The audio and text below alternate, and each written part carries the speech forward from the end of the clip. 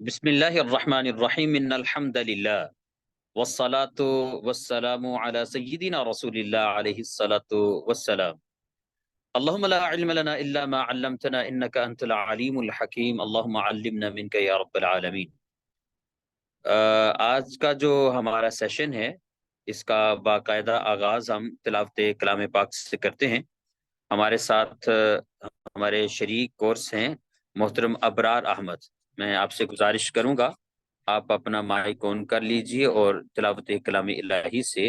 آج کے اس پروگرام کا آغاز فرمائیں۔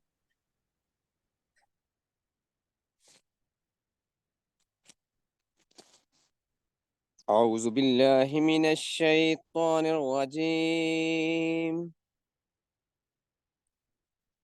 بسم الله الرحمن الرحيم.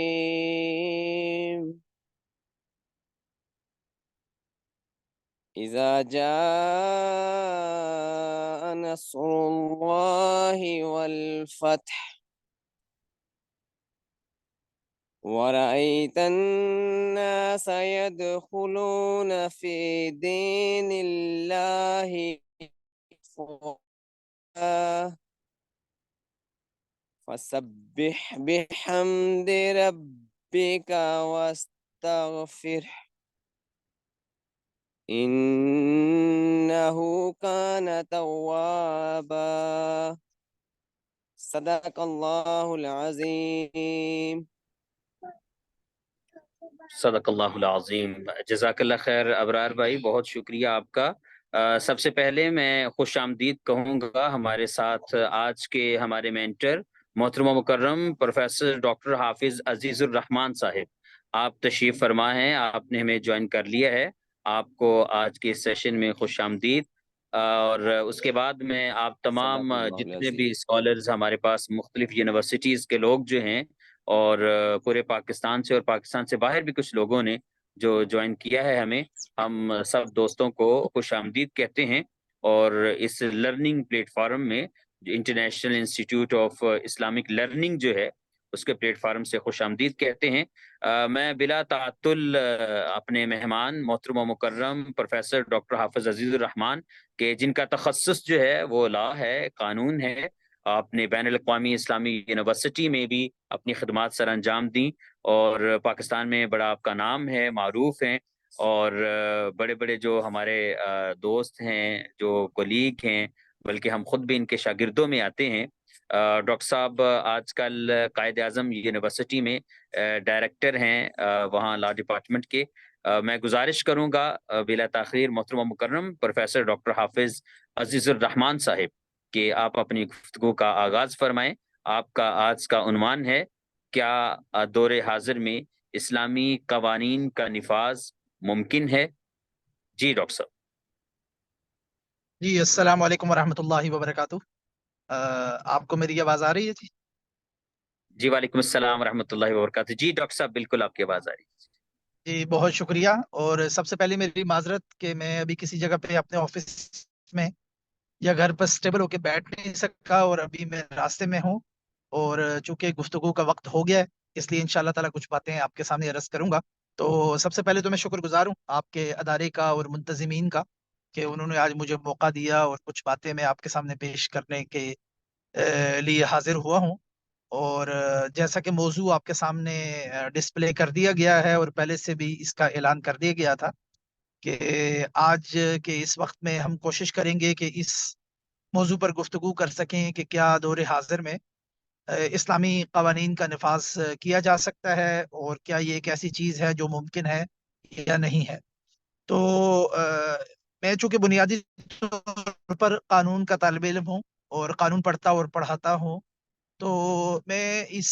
سوال کا جواب تلاش کرنے کے لیے یا اس کے حوالے سے کچھ باتیں آپ کے سامنے پیش کرنے کے ضمن میں جو بھی باتیں کروں گا اور گزارشات پیش کروں گا وہ بنیادی طور پر اس نوعیت کی ہوں گی کہ ان کا تعلق کسی نہ کسی انداز میں جو اس وقت دنیا میں رائج قوانین ہیں یا قانونی نظام ہے انہی سے ہوگا۔ تو ظاہر بات ہے آپ میں سے کچھ پارٹیسپینٹس ایسے ہوں گے جو قانون اور قانونی نکات یا قانونی زبان سے کسی حد تک واقف ہوں گے، اور کچھ ایسے ہوں گے جو اس سے واقف نہیں ہوں گے۔ تو شاید آپ کو کسی وقت محسوس ہو کہ بسا اوقات میں کچھ بعض ایسی اصطلاحات یا ٹرمنالوجیز استعمال کر رہا ہوں جن سے آپ کو بہت زیادہ فیملیئر نہیں ہے. تو اس سلسلے میں اگر کوئی آپ تشنگی محسوس کریں یا کوئی بات آپ کی سمجھ میں نہ آئے تو انشاءاللہ تعالی اس گفتگو کے آخر میں یا بعد میں بھی کسی وقت موقع ملے تو ہم اس حوالے سے مزید گفتگو کر سکیں گے اور مزید بات چیت کر سکیں گے. بنیادی طور پر جو بات میں آپ کے سامنے رکھنا چاہتا ہوں اس کے تمہید کے طور پر وہ یہ ہے کہ اس وقت دنیا میں قانون کی ضرورت جو ہے کسی بھی ملک میں کسی بھی معاشرے میں قانون بنانے کی ضرورت کیوں پیش آتی ہے. قانون کے موجود ہونے کے حوالے سے جو ایک بحث ہے فلسفہ قانون میں یا لیگل فلسفی میں یا آپ سمجھ لیں کہ جورسپروڈنس میں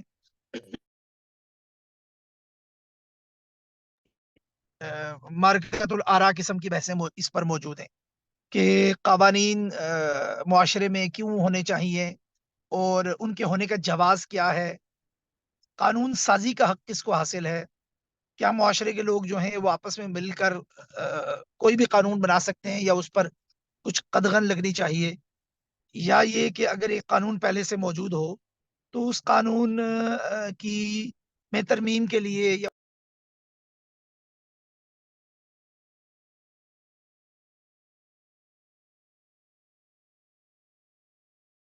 ہاں ڈاکٹر چلیے صاحب میوٹ ہو گیا تھا. میں جی اب آپ کو آواز آ رہی؟ جی ابھی آ رہی. جی جی. تو اس حوالے سے کہ کسی بھی معاشرے میں قانون کا جواز کیا ہے اور قانون کس انداز میں ہونا چاہیے، اس کے حوالے سے جورسپروڈنس کے اندر لیگل فلسفی کے اندر بہت ایک تفصیلی بحث اور بڑی مارکہ رہیاں لوگوں نے کی ہیں اور کئی طرح کی اس کے اوپر تھیوریز پائی جاتی ہیں، کئی طرح کے تصورات پائے جاتے ہیں. لیکن ایک چیز پر بہرحال تقریباً کنسنسس ہے اور وہ یہ کہ ہر معاشرے کو کسی نہ کسی شکل میں ایک قانونی نظام کی ضرورت ہے اور قانونی نظام کے اندر پھر قوانین کو مرتب کیا جاتا ہے اور پھر مختلف شعبوں کے لیے جیسے criminal law, civil law, commercial law, ان تمام معاملات کے لیے قوانین بنائے جاتے ہیں. ایک نظری بحث جو ہے تھیوریٹیکل جو ایک ڈیبیٹ ہے وہ یہ اپنی جگہ بہرحال موجود ہے کہ معاشرے کو قانون سے پاک ہونا چاہیے اور لا لیس ہونی چاہیے. اب لا لیس اور لا لیسنس میں ظاہر بات ہے کہ فرق ہے. لا لیس کا مطلب یہ ہے کہ معاشرے کو وقت کے ساتھ ساتھ خود اتنا ایوالو کر جانا چاہیے لوگوں کو، اور ان کے اندر ایک اتنا شعور آ جانا چاہیے کہ ان کو آپس کے معاملات طے کرنے کے لیے یا کسی گورننس کے لیے قوانین کی ضرورت نہ پڑے، بلکہ وہ آپس میں باہم جو ایک انٹریکشن ہے یا معاہدات کے ذریعے خود اپنا قانون تشکیل دے سکے، خود اپنا قانون تحریر کر سکیں،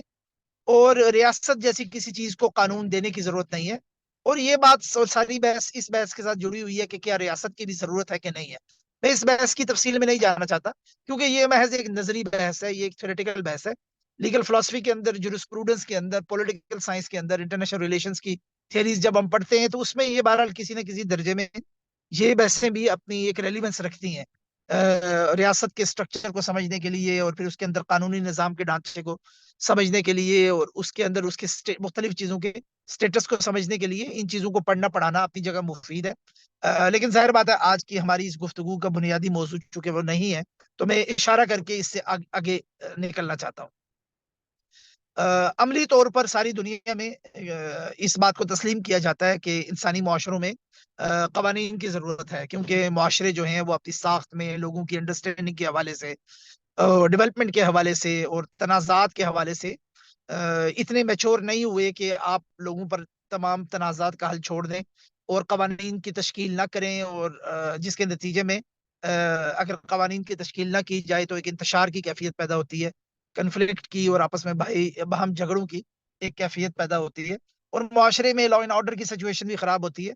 اور لوگوں کے حقوق ضائع ہوتے ہیں. یہ بڑی اہم بات ہے کہ لوگوں کے حقوق ضائع ہوتے ہیں، اس لیے کہ معاشرے میں مختلف لوگ جو ہیں وہ اپنے حقوق کے حصول کے لیے سرکردہ رہتے ہیں، اور اگر اس کے لیے حوالے سے ضوابط نہ بنائے جائیں، اس کے حوالے سے قوانین نہ بنائے جائیں، اس کے حوالے سے اگر کوئی بنیادی ڈھانچہ نہ کریٹ کیا جائے تو کچھ لوگ اپنے حقوق حاصل کر لیتے ہیں اور باقی لوگ جو ہے وہ اپنے حقوق حاصل نہیں کر سکتے، اور اس سے پھر ایک فرسٹریشن کی کیفیت معاشرے میں پیدا ہوتی ہے۔ تو اس لیے اس بات پر تو تقریباً ایک کنسنسس پایا جاتا ہے عملی طور پر کہ کسی بھی معاشرے کو چلانے کے لیے، کسی بھی جگہ کے نظم و نسق کو چلانے کے لیے اور معاملات کو چلانے کے لیے بہرحال قوانین کی ضرورت پڑتی ہے، اور قوانین ہونے چاہیے۔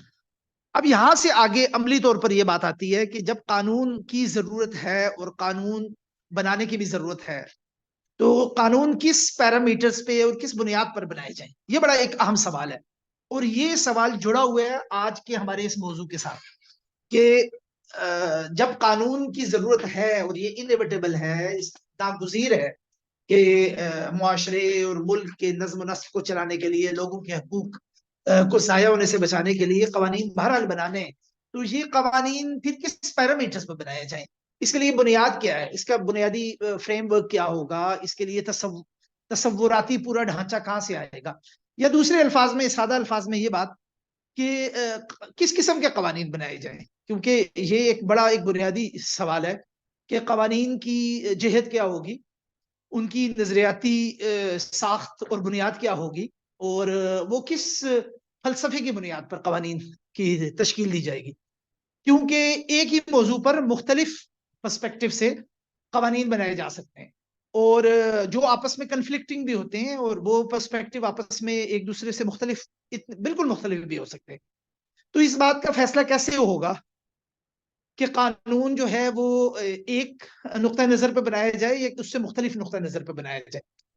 اور قانون کی اپروچ کیا ہو، قانون کا جو ایک وہ کون سا ٹیسٹ اور اپروچ ہونی چاہیے جس کی بنیاد پر اس بات کا تعین کیا جائے کہ ہاں ہم اس ملک میں، اس معاشرے میں، اس ادارے میں یہ قانون بنا لیتے ہیں، اور جو اس کی الٹرنیٹیو اپروچز ہیں ان کو چھوڑ دیتے ہیں، اور ان کے بجائے ایک خاص طور طریقے اور ڈھب پر ایک قانون بنایا جائے۔ یہ وہ ایک بنیادی سوال ہے جو ہمارے آج کے اس موضوع سے جڑا ہوا ہے۔ پاکستان میں جب ہم آج اس موضوع پر گفتگو کر رہے ہیں، تو میں آپ کے سامنے قرآن کریم کی وہ آیات نہیں رکھنا چاہتا، نبی کریم صلی اللہ علیہ وسلم کے وہ فرمان نہیں رکھنا چاہتا کہ اللہ نے ایک دین اتارا ہے، اس دین کی بنیاد اور اساس جو ہے وہ ایک شریعت پر مبنی ہے، اور اس شریعت کے مطابق، اس کے احکامات کے مطابق فیصلہ کرنا کیوں ضروری ہے، اور اگر جو لوگ ایسا فیصلہ نہیں کرتے تو قرآن میں اس کے بارے میں کیا وعید بیان کی گئی ہے، قرآن نے اس کے بارے میں کتنی سخت ایک تنبیہ کی ہے، اور یہ کہ شریعت اسلامی جو ہے وہ ہمارا جو ایک مذہبی ڈسکورس ہے، شرعی ڈسکورس ہے، اس کے اندر اس کے جواز کے لیے کیا کیا نصوص موجود ہیں، میں اس پر گفتگو نہیں کرنا چاہتا۔ وہ تو ظاہر بات ہے جو شخص شریعت کے پورے فریم ورک کے اندر رہ کر اس کو تسلیم کر کر اس کے مطابق قانون سازی کی گفتگو کرتا ہے، غالباً وہ ساری ڈیبیٹ اور وہ ساری بحث اس کے لیے تو ریلیونٹ ہے۔ تو آج کی اس گفتگو میں اس نقطہ نظر سے گفتگو نہیں کرنا چاہ رہا۔ آج کی گفتگو میں پیورلی ایک ایسے آڈینس کو تصور کر کے گفتگو کر رہا ہوں کہ دنیا میں جو اس وقت مختلف طرح کے قانونی نظام موجود ہیں، اس میں اگر کوئی شخص یہ سوال کرنا چاہے کہ کیا اسلامی قوانین آج کی اس دنیا میں رائج ہو سکتے ہیں، اور اگر ہو سکتے ہیں تو ان کو کیوں کر رائج ہونا چاہیے، اس نقطہ نظر سے اگر بات کو دیکھا جائے، سوال کرنے کی کوشش کی جائے اور اس کو سمجھنے کی کوشش کی جائے، تو اس سلسلے میں کچھ باتیں مزید آگے چل کے کرنا چاہتا ہوں۔ تو یہ میری اس پہلی تمہید سے اس طرح جڑا ہوا ہے کہ جب کسی معاشرے میں قانون کے ہونے کے جواز کے بارے میں کسی مزید دلیل کی ضرورت نہیں ہے، کیونکہ قانون بہرحال ہمیں ضرورت ہے، کسی نہ کسی شکل میں قوانین کی ہمیں ضرورت ہے، تو پھر مثلا ہم پاکستان کے اندر موجود ہیں، تو میں یہ سوال اٹھاتا ہوں کہ بھائی پاکستان میں اگر قوانین کی ضرورت ہے، کسی قانونی فریم ورک کی ضرورت ہے، تو اس فریم ورک کی اپروچ کیا ہونی چاہیے اور وہ کس انداز کا ہونا چاہیے؟ اچھا، اس کا ایک جواب تو یہ ہو سکتا ہے کہ جو ہمارا موجودہ پاکستان میں قانونی فریم ورک ہے جو کامن لا بیسڈ ہے، کیوں، اور وہ کامن لا پر اس لیے بیسڈ ہے کہ 1947 سے پہلے، تقسیم سے پہلے، پاکستان کی آزادی سے پہلے یہاں پر ظاہر بات ہے کہ ایک برٹش راج تھا، اور ہمیں کالونائز کیا گیا، اور ہمارے جو کالونیل باسز اس خطے میں جب آئے تو انہوں نے اپنے تجربات کی روشنی میں اور اپنے تصورات کے مطابق اپنے فہم کے مطابق اور اپنے انٹرسٹ کے مطابق. یہ بڑی اہم بات ہے. ایک تھے ان کے تصورات، ان کا فہم، اور ایک تھے ان کے مفادات. تو ان تمام کے کمبینیشن سے ان کو ملا کر انہوں نے یہ سمجھا اور مناسب سمجھا اپنے لیے، اپنے انٹرسٹ اور معیار کے مطابق اور اپنے تجربے کے مطابق، کہ بر صغیر کے اندر ایک ایسا قانونی فریم ورک دیا جائے اور متعارف کروایا جائے جو کامن لا پر مشتمل تھا. کیونکہ برطانیہ کا جو اپنا نظام ہے، گریٹ بریٹن کا، وہ کامن لا کے اوپر مشتمل تھا. تو انہوں نے اپنے تجربے کو یہاں پر بھی بر صغیر میں بھی رائج کیا. آج کے دن جب میں یہ سوال اٹھاتا ہوں تو میرا سوال یہ ہوگا کہ ظاہر بات ہے کہ کوئی نہ کوئی قانون جو ہے برٹش راج کے آنے سے پہلے بر صغیر میں موجود تھا. برٹش راج جو ہے وہ یہاں ٹرانسپلانٹ کیا گیا، اس کی یہاں پر پیوند کاری کی گئی بعد کے ادوار میں. تو میں یہ سوال اٹھانے میں بحیثیت ایک شہری، بحیثیت مسلمان، بالکل سمجھتا ہوں کہ یہ میرا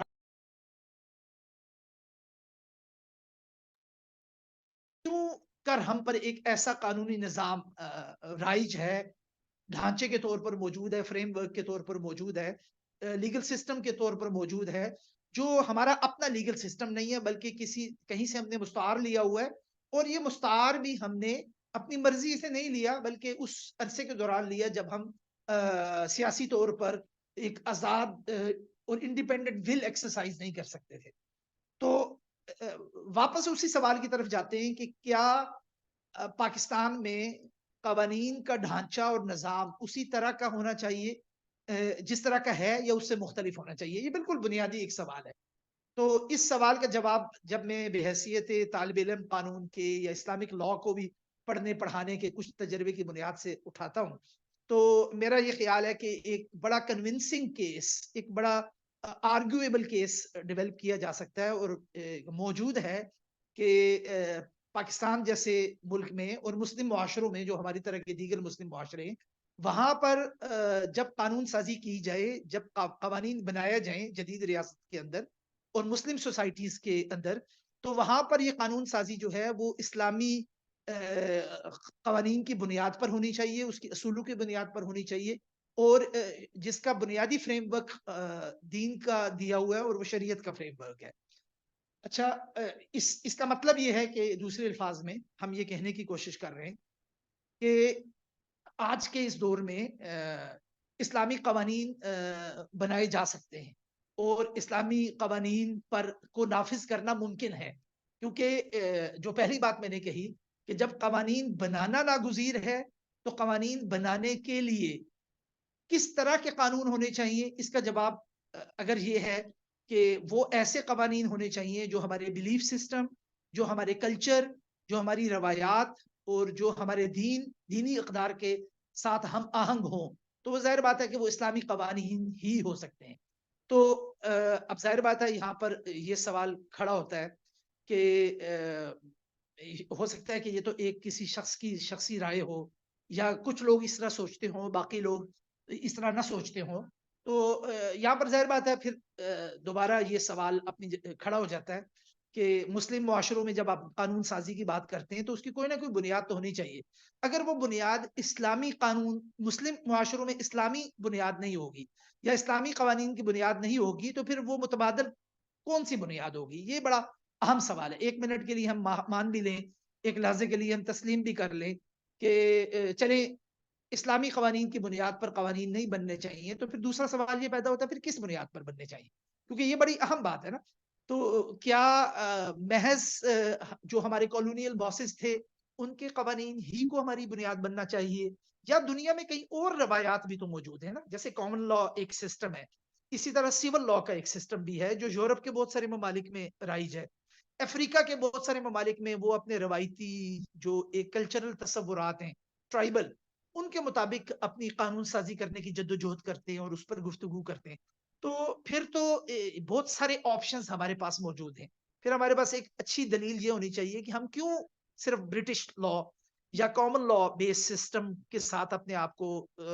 وابستہ رکھنا چاہتے ہیں اور اس سے نکل کر کسی دوسرے سسٹم میں نہیں جانا چاہتے. ظاہر بات ہے یہ ڈیبیٹ ہمارے جیسے ملکوں میں کبھی بھی نہیں ہوئی، اس لیے کہ ہمیں جو قانونی سسٹم دیا گیا ہے، جیسا میں نے پہلے عرض کیا یہ ٹرانسپلانٹیشن کی بنیاد پہ دیا گیا ہے، اور یہ پیوند کاری کی گئی ہے جس میں ہماری فری ول شامل نہیں تھی. یہ ہم پر امپوز کیا گیا ہے یہ قانونی سسٹم، جس کو ہم نے اڈاپٹ کر لیا، اور پھر آزادی کے بعد پاکستان کے اندر ایک طویل جدوجہد چلتی رہی جو اس وقت بھی چل رہی ہے. اور اس میں کچھ جگہوں پر ہم نے پیچز لگائے اسلامک لا کے، یقیناً قرارداد مقاصد، اور پھر قرارداد مقاصد کے بعد دستوریت، پھر دستور جو 1973 کا ہمارا جو اس وقت رائج آئین ہے، اس آئین کے اندر جو دینی اور اسلامی دفعات ہیں وہ ساری کی ساری، پھر ان کی بنیاد پر کچھ قوانین کے اندر وقتاً فوقتاً جو اسلامک پروویژنس کو ایڈ کیا جاتا رہا، یا کچھ قوانین کو ترمیم کے ذریعے اسلامی قالب میں ڈھالنے کی جو کوششیں ہوتی رہیں، وہ ساری اپنی جگہ پر موجود ہیں. اس لیے اب کسی نہ کسی حد تک کہا جاتا ہے پاکستان میں کہ پاکستان کا جو لیگل سسٹم ہے یہ پیورلی کامن لا سسٹم نہیں ہے، بلکہ یہ ہائیبرڈ سسٹم بن گیا ہے. گو کہ ذاتی طور پر میں ابھی بھی یہ سمجھتا ہوں کہ ساختیاتی انداز میں اور اسٹرکچرل لیول پر ابھی بھی یہ کامن لا کا سسٹم ہی ہے. اپنی اپلائیڈ سینس میں کسی نہ کسی حد تک یہ ہائیبرڈ ضرور ہو چکا ہے، لیکن جو اس کی اسٹرکچرل فریم ورک ہے وہ ابھی بھی کامن لا والا ہی ہے. اور یہی وجہ ہے کہ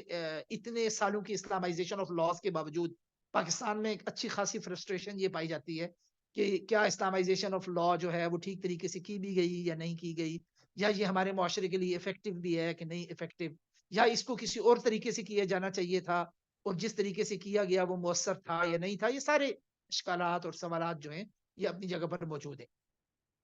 coming back to the point, دوبارہ ہم اس بات کی طرف آتے ہیں کہ کیا آج کے دور میں اسلامی قانون کو بنایا جا سکتا ہے یا ان پر عمل درآمد کیا جا سکتا ہے. تو میرا نارمیٹو اس پہ آنسر اور جواب یہ ہے کہ ہمارے پاس اسلامی قانون کو نافذ کرنے کے علاوہ اور اس پر اس کو امپلیمنٹ کرنے کے علاوہ کوئی دوسرا آپشن ہے ہی نہیں. یعنی میں بنیادی طور پہ جو ایک آرگومنٹ پیش کر رہا ہوں وہ یہ آرگومنٹ ہے کہ مسلمان معاشروں کے پاس اس کے علاوہ کوئی دوسرا متبادل ہی نہیں ہے. ہمارے پاس واحد متبادل یہ ہے کہ ہم اپنے قانونی آئینی ڈھانچے اور نظام کو اسلامی قوانین کے مطابق ہی تشکیل دیں، کیونکہ کوئی دوسرا تجربہ ہمارے پاس نہیں ہے. تاریخی طور پر مسلمان معاشرے جو ہیں وہ ماضی میں چاہے وہ کتنی ہی کمزوریوں کا شکار کیوں نہ رہے ہوں، مگر کسی نہ کسی شکل میں اسلامک لا ہی مسلمانوں کا پری ڈومیننٹ لیگل سسٹم رہا ہے تھرو آؤٹ دا ہسٹری. آپ صدر اول سے لے کر کالونائزیشن تک، جس ملک جس خطے میں جس شکل میں بھی کالونائزیشن ہوئی ہے وہاں تک اگر بات لے کر آئیں، اور درمیان میں بادشاہتیں آئے، سلطان آئے، اور کئی طرح کی امپائرز آئیں، کبھی مسلمان اپنی ترقی کے دور میں تھے، عروج کے دور میں تھے، کبھی اپنی زوال کے دور میں آتے رہے، مگر کسی نہ کسی شکل میں چاہے وہ قاضیوں کی کورٹس کے سلسلے میں ہو، یا سوق مارکیٹ کی ریگولیشن کے سلسلے میں ہو، یا حکومتوں کے تحت افتاء، اور اس کے اندر جو بہت سارے سٹرکچرز مسلمانوں نے over the period of time evolve کیے، ان سب میں ہمارا جو ہسٹوریکل تسلسل ہے، یہ تاریخی تسلسل ہے، ہمارا جو ایکسپیرینس ہے as a Muslim, historical experience, وہ اسلامک لا ہی کے ساتھ ڈیل کرنے کا ہے. ہاں وہ آئیڈیل نہیں رہا ہوگا، اس کے اندر کمزوریاں، اس کے اندر جھول، اس کے اندر بہت ساری کوتاہیاں ضرور وقت کے ساتھ ساتھ آتی رہی. کچھ حصوں پر ہم عمل کرتے رہے، کچھ حصوں پر عمل نہیں کیا جاتا رہا، کچھ کو کتابوں میں لکھ دیا گیا، کچھ کو کتابوں میں لکھنے کے بعد عمل ان پر اس طرح نہیں کیا گیا جیسے آج کل کے دور میں بھی ہوتا ہے کہ قوانین کئی کتابوں میں لکھے ہوئے ہیں اور کچھ پر عمل ہوتا ہے، کچھ پر نہیں عمل ہوتا، کچھ پر بالکل عمل نہیں ہوتا. تو مسلمانوں کا بھی یہ معاملہ تقریباً ہسٹری میں ایسے ہی رہا. لیکن ایک چیز بڑی کلیئر ہے کہ مسلمانوں نے تھرو آؤٹ دا ہسٹری، اسلام کے آنے کے بعد، ہمیشہ جو تجربہ مسلمانوں کا رہا ہے من حیث الامہ، وہ اسلامک لا کے ساتھ ہی ڈیل کرنے کا رہا ہے. اور اس کے اندر ڈسکنیکٹ اور انقطاع جو ہے وہ اس وقت پیدا ہوا جب مسلمان معاشرے اور مسلمان ممالک جو ہیں وہ استعمار کے تحت چلے گئے اور ان کے اندر کالونائزیشن کا پروسیس ہوا. تو پھر ان کو اس تسلسل کو کاٹ کر کہیں پہ فرینچ لیگل سسٹم کو ٹرانسپلانٹ کیا گیا، اس کی پیوند کاری کی گئی، کہیں پر کامن لا سسٹم کی پیوند کاری کی گئی، اور بنیادی طور پر یہ دو سسٹم ہی تھے جو پوری مسلم دنیا میں ان کی پیوند کاری کی گئی. تو یہ وجہ یہی ہے کہ اگر آپ تیونس میں چلے جائیں، اگر آپ الجزائر میں چلے جائیں، اگر آپ مراکش میں چلے جائیں، تو ان تمام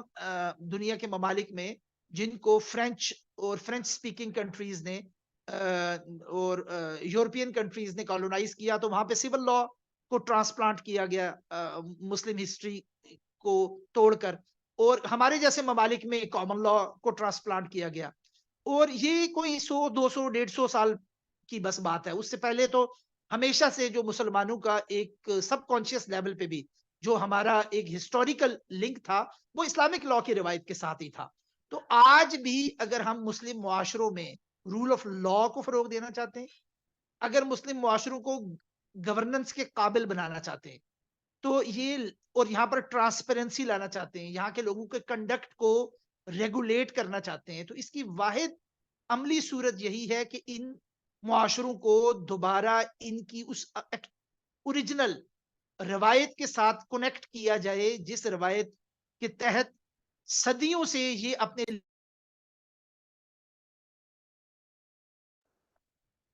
اور اگر ان کو اس روایت سے کے ساتھ ریکنیکٹ نہ کیا گیا تو نتیجہ یہ نکلے گا جو آج مسلمان معاشروں میں ہے کہ ہمارے پاس لیگل سسٹم بھی نام نہاد موجود ہیں اور گورننس کے سسٹم بھی موجود ہیں، مگر تقریباً ہر مسلمان ملک میں یہ شکایت سامنے ہے کہ یہاں پر رول آف لا کی صورتحال بہت بری ہے اور یہاں پر قوانین کی رسپیکٹ عام طور پر موجود نہیں ہے، اور معاشرے جو ہیں وہ قوانین سے کٹے ہوئے ہیں. عام لوگوں کا ٹرسٹ نہ جوڈیشل سسٹم پہ ہے، نہ لیگل سسٹم پہ ہے، نہ قوانین پہ ہے. لوگ اس بات کو زیادہ پسند کرتے ہیں کہ وہ اپنی پنچایتوں کے ذریعے، وہ آربیٹریشن کے ذریعے، وہ سالسی کے ذریعے، آلٹرنیٹو ڈسپیوٹ ریزولوشن کے ذریعے اپنے نجی طور پر اپنے مسائل کو حل کروا لیں. لیکن وہ عدالتوں کے سامنے جانا، لیگل سسٹمز کے سامنے فارملی اپنے معاملات کو پیش کرنا، اس حوالے سے جانا جانا پسند نہیں کرتے. اس کی بہت بڑی وجہ یہی ہے کہ ہمارے شعور میں بھی اور ہمارے لا شعور میں بھی یہ بات موجود ہے کہ یہ قانونی سسٹم اور ڈھانچہ ہمارا نہیں ہے، یہ اس کی جڑیں ہمارے ہاں موجود نہیں ہیں، یہ ہمارے ذہنوں میں اور ہماری روایت کے اندر اس کی کے اندر یہ جسے کہتے ہیں نا گندا ہوا نہیں ہے. اور ہمارا جو روایتی لیگل سسٹم تھا، جس کو میں بار بار یہ کہہ رہا ہوں کہ جو صدیوں کی ایک ایکسپیرینس کے بعد سمجھ لیں وہ لاشعوری طور پر خون جیسے ہمارے انسان کے بدن میں گردش کرتا ہے، تو وہ جو ہماری ایک کولیکٹیو بدن ہے اجتماعی، اس کے اندر جو ایک روح گردش کرتی تھی قانون اور قانونی سسٹم کی، وہ اسلامک لا میں انٹرنچ تھی، وہ اسلامک لا بیس تھی. میں بار بار یہ کہہ رہا ہوں کہ اس کے اندر کمی، کوتاہی، غلطیاں، نقص اپنی جگہ پر موجود ہے، مگر اس کا بنیادی ڈھانچہ اور فریم ورک اسلامک لا کا تھا. وہ ایوالو ہوا تھا over the period of time, centuries سے. تو اس کی وجہ سے اس کی ایک آنرشپ تھی، اس کی وجہ سے اس کی ایک ایکسیپٹنس مسلم معاشروں کے اندر موجود تھی، اور لوگ اس پر ٹرسٹ کرتے تھے. وہ لوگوں کی امیدوں اور امنگوں کا کمر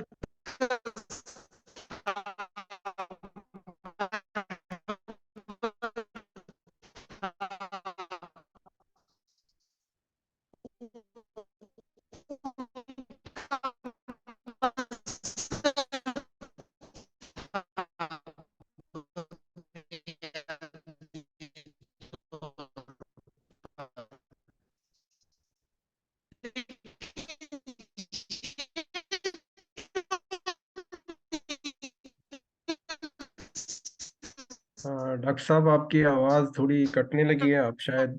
جس جگہ سے ڈرائیو کر رہے ہیں وہاں پہ سگنل کا ایشو معلوم ہو رہا ہے.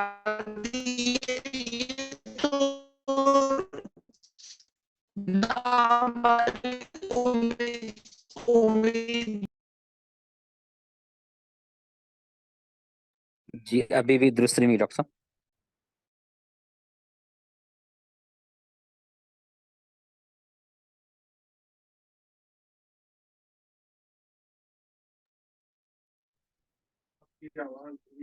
جی آپ کو آواز آ رہی ہے؟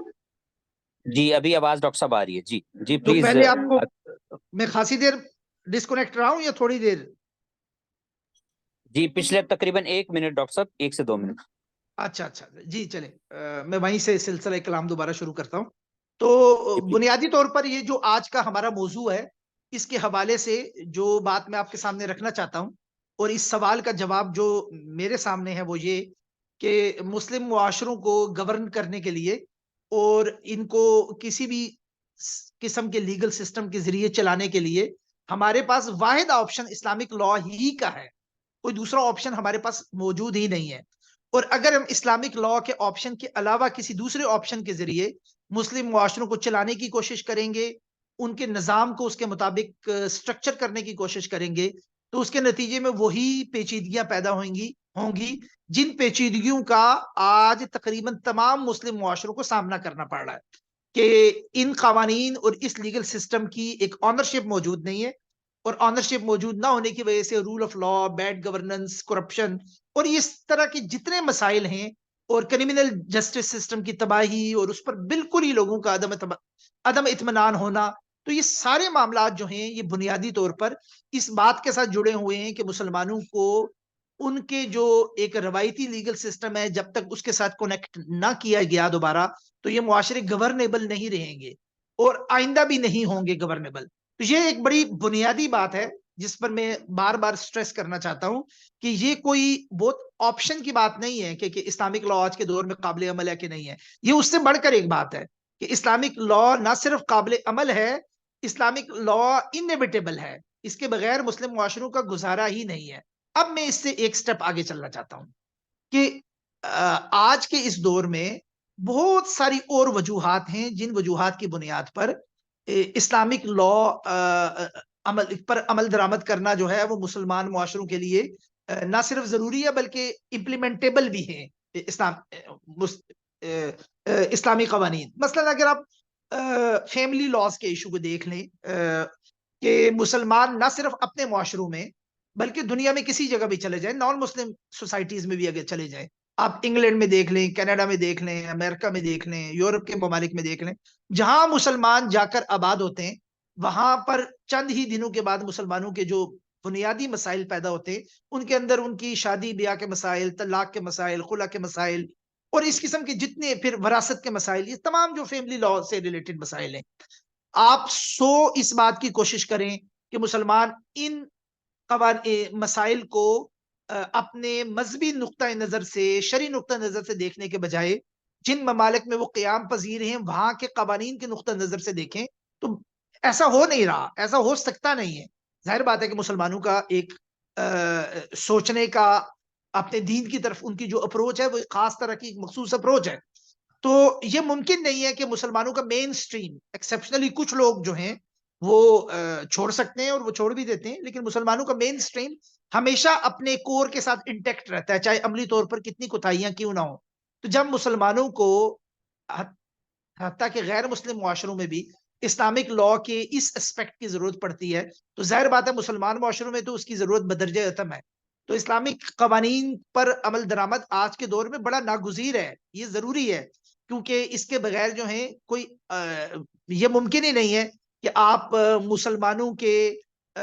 جو فیملی لاز کے جو میٹر ہیں، فقہ الاسرہ سے ریلیٹڈ جو میٹرز ہیں، ان کو کسی نہ کسی بھی شکل میں آپ اس کو جو ہے ڈیل کر سکیں اور آپ ان کا ایک قابل تسلی ایک ایسا نظام بنا سکیں جو لوگوں کی سیٹسفیکشن کے مطابق ہو۔ یہ واحد صورت اسلامک لا ہی کی ہے جو ان کو مطمئن کر سکتی ہے اور ان کو کسی نہ کسی حل کی طرف لے کے جا سکتی ہے۔ آج کے دور میں اور آپ ایگزامپلز بھی لے لیں، مثلا آج کے ماڈرن دور میں بہت بڑی تعداد میں جو غیر مسلم ممالک میں بھی اسلامک بینکنگ اینڈ فائنانس کی جو جدید شکلیں سامنے آئی ہیں۔ مجھے اس وقت یہ بحث نہیں چھیڑنی کہ اسلامک بینکنگ اینڈ فائنانس کے نام پر جو پریکٹسز ہو رہی ہیں وہ کتنی کمپیٹیبل ہیں ود اسلامک لا اور کتنی کمپیٹیبل نہیں ہے۔ ہم اس پریزمپشن کے ساتھ کہ اپنی کمی کوتاہی کے باوجود، لمیٹیشنز کے باوجود، بہرحال یہ مسلمانوں کے لیے آلٹرنیٹو آپشنز موجود ہیں۔ تو ساری دنیا میں مسلمان چونکہ سود اور ربا اور انٹرسٹ اور انسرٹینٹی، غرر، دین کی اور شریعت کی جو تعلیمات ہیں اس کے مطابق اپنے معاشی معاملات کو ترتیب دینے کی کوشش کرتے ہیں اور اس کے مطابق اپنے معاملات کو کرنے کی کوشش کرتے ہیں، اور again we are talking about جو مین سٹریم مسلمز ہیں ان کی ہم بات کر رہے ہیں، میجورٹی آف مسلمز کی۔ تو اس کا بھی ظاہر بات ہے کہ واحد حل جو ہے وہ یہی ہے کہ مسلمانوں کے اس لیگل سسٹم کے اس پہلو کو، جو معاشی پہلو ہے، جو اسلامک بینکنگ یا فائنانس کی صورت میں اس کی ایک صورت سامنے آ رہی ہے، اس کا ایک سب کلسٹر سامنے آ رہا ہے. تو اس کے بغیر گزارا نہیں ہے. یہ صرف مسلم سوسائٹیز نہیں ہے, یہ نان مسلم سوسائٹیز میں بھی مسلمانوں کے معاملات کو اسی طرح ترتیب دیا جا رہا ہے اور ایکسیپٹ کیا جا رہا ہے کہ اسلامی قانون کے یہ والے جو پہلو ہیں یہ کم از کم ہمارے لیے قابل قبول ہے اور اس کے بغیر ہمارا گزارا نہیں ہے. تو یہ بہت سارے وہ پہلو ہیں اسلامی قوانین کے جن کو مسلم معاشروں نے بھی اور حتیٰ کہ غیر مسلم معاشروں نے بھی تسلیم کر لیا ہے کہ یہ ان کی امپلیمنٹیشن ممکن ہے اور ان کی امپلیمنٹیشن پارشلی اور جزوی طور پر کی جا رہی ہے. مسئلہ جس جگہ پر جا کر پیدا ہوتا ہے وہ ظاہر بات ہے کہ اسلامی شریعت کے اور مسلمانوں کے قوانین کے وہ پہلو ہیں جن کے بارے کو کسی صورت میں ریکنسائل نہیں کیا جا سکتا. اس وقت جو مغرب کی اور ویسٹ کی جو ڈومیننٹ کلچرل یا آئیڈیالوجیکل نظریاتی جو سوچ ہے اور اپروچ ہے اس کے ساتھ, جن میں ظاہر بات ہے جینڈر کے بہت سارے ایشوز ہیں, جن میں کرمنل لا کے کچھ ایشوز ہیں. مثال کے طور پر اسلام کے اندر سزاؤں کا ایک مخصوص حدود اور قصاص کی صورت میں ایک مخصوص ایک سٹرکچر موجود ہے, ایک نظام موجود ہے. اور دنیا میں کئی ممالک میں, سیکولر ممالک میں, لبرل ممالک میں کیپٹل پنشمنٹ مثلا اس کے خلاف ایک بڑی آواز پائی جاتی ہے. تو اب مسلمانوں کا جو ایک پنشمنٹ کا پورا سسٹم ہے, تو یورپ کے لیے, ویسٹ کے لیے یہ ایک پرابلم اور چیلنج یہ ہے کہ وہ اس کو ریکنسائل نہیں کر پا رہے اور کو ایگزسٹنس بھی ممکن نہیں ہے. جیسے اسلامک بینکنگ اینڈ فائنانس کی کو ایگزسٹنس کو کسی نہ کسی صورت میں ویسٹ کے اندر بھی برداشت کر لیا جاتا ہے, لیکن کیپٹل پنشمنٹ یا مسلمانوں کی جو حدود و قصاص اور کرمنل لا کا پورا سسٹم ہے اس کو ظاہر بات ہے کہ قبول نہیں کیا جاتا. اور جینڈر کے بہت سارے مسائل, خواتین کے فریڈم آف سپیچ کے نام سے کچھ, اور فرد کی آزادی, یہ اور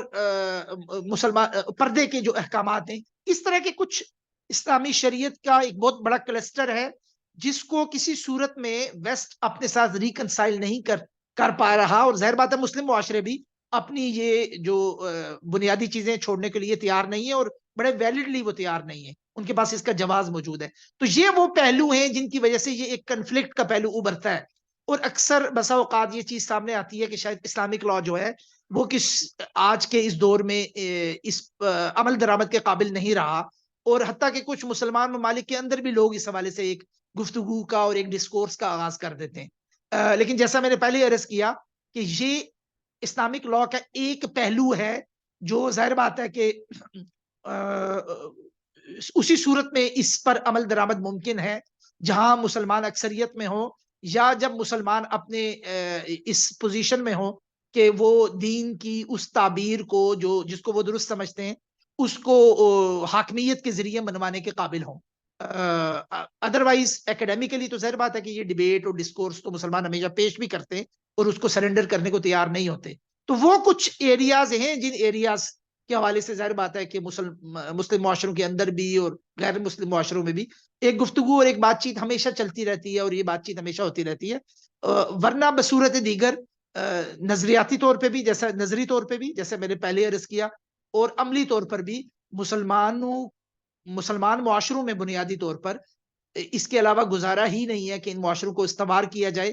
اور ان کو سٹرکچر کیا جائے اسلامک لا کی بنیاد پر, اور اسلامک لا ہی امپلیمنٹ کیا جا سکتا ہے. اسلامک لا کے علاوہ کسی بھی دوسری چیز کو اگر امپلیمنٹ کرنے کی کوشش کی جائے گی یا کی گئی تو اس کے نتیجے میں مزید پیچیدگیاں اور پرابلم اور مسائل پیدا ہوئے, بجائے اس کے کہ پیچیدگیاں اور مسائل ختم ہوں اور معاشرے جو ہیں وہ امن کی طرف جائیں, فلاح کی طرف جائیں, اور لوگوں کے حقوق کو ضائع ہونے سے بچایا جائے. تو میں ان گزارشات کے ساتھ, کیونکہ میرا خیال ہے کہ 10 مغرب کی نماز کا تھوڑی دیر بعد وقت ہوگا, اور تھوڑا سا ٹائم میں چاہتا ہوں کہ ہم کمنٹس کے لیے اور کوسچنز آنسر کے لیے بھی چھوڑ دیں. بہت شکریہ.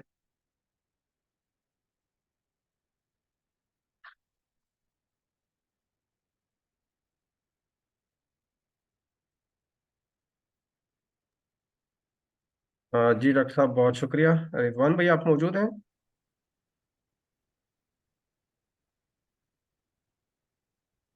کسی کا کوئی سوال ہو ڈاکٹر صاحب نے جو گفتگو فرمائی ہے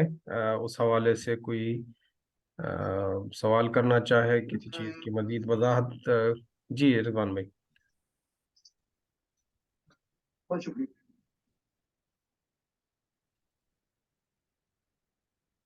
جی ڈاکٹر احسان صاحب، جی ہم لوگ سوالات کچھ لے لیتے ہیں ہمارے جو شرکاء ہیں ان میں سے، اگر ہماری کچھ بیٹیاں ہیں اور ساتھ کچھ ہمارے اسکالرز بھی. جی آپ میں سے جو کوئی سوال کرنا چاہے وہ ہینڈ ریز کر سکتے ہیں جی، پھر ہم ان کے سوال لے لیتے ہیں.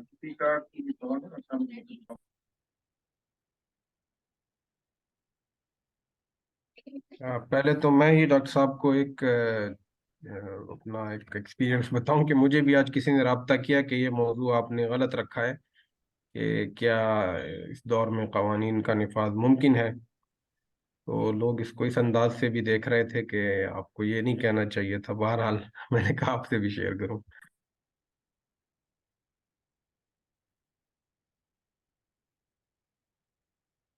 جی میرا یہ خیال ہے کہ دیکھیں موضوع تو میرا نہیں خیال کہ موضوع سے اتنا اوفینڈ ہونے کی ضرورت ہے، کیونکہ یہ گفتگو تو اب مسلم معاشروں میں بھی، پاکستان جیسے ملکوں میں بھی بہت سارے لوگ اپنے آپ کو مسلمان کہنے والے لوگ بھی اور یہ بات کرتے ہیں اور اس پر سوالات اٹھاتے ہیں اور اس پر اشکالات کا اظہار کیا جاتا ہے. تو میرا یہ خیال ہے کہ اس قسم کے سوالات چونکہ معاشرے میں موجود ہوتے ہیں تو ان کو سوال کی شکل میں پیش کرنے میں مجھے تو کم از کم کوئی مذائقہ نہیں لگتا.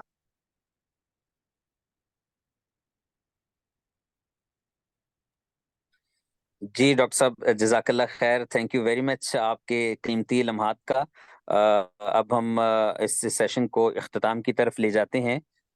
ہمارے ساتھ موجود ہیں ڈاکٹر بہرام صاحب ہیں سر، ڈاکٹر احسان صاحب یہ آپ تشریف لے کے ہیں، ڈاکٹر ظہیر صاحب.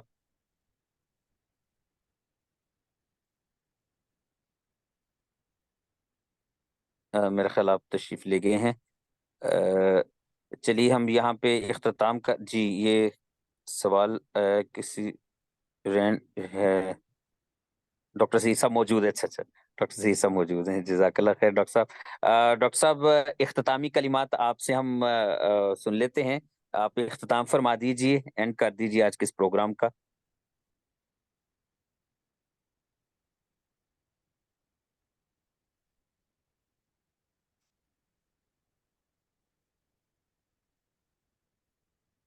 چلیے میں ہی آج کی اس پروگرام کو محترم و مکرم پروفیسر ڈاکٹر حافظ عزیز الرحمان صاحب،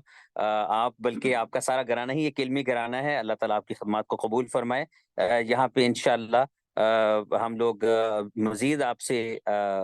استفادہ ضرور کریں گے اور کوشش کریں گے آپ سے دوبارہ پھر بھی ٹائم لیں نیکسٹ ہمارے سیشن کے لیے، نیکسٹ ہمارے کورس کے لیے انشاءاللہ.